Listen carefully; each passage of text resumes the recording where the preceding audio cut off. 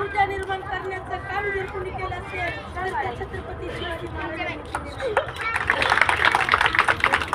यांचा एक प्रसंग मला या ठिकाणी सांगावंसं वाटतं की ज्यावेळी छत्रपती शिवाजी महाराज हे त्यांच्या मित्रांसोबत मंदिरात जेवायला जायचे, मंदिरात जेवायला गेले की पानावरती भात टाकला जायचा, त्या भाताचे शीत इकडे तिकडे अस्तव्यस्त झालेले असायचे, सर्व मुलं भात खाऊ लागायचे, परंतु शिवबा मात्र भाताचे शीत भात वाढणाऱ्यांनी विचारलं की अरे शिवबा, तुझे सगळे सवंगडी भात खातायत, परंतु तू भाताचे शीत गोळा करतोय.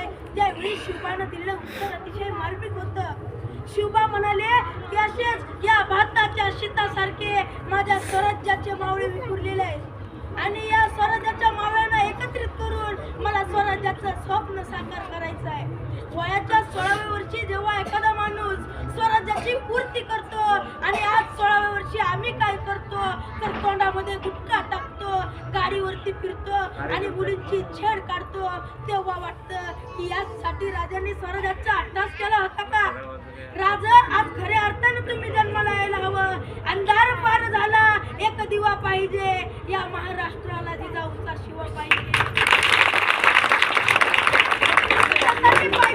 कारण शिवाजी हा आमचा आदर्श आहे. छत्रपती शिवाजी महाराज हे आमचे दैवत आहे. आज मी स्वर्गाला जाताना पाहतो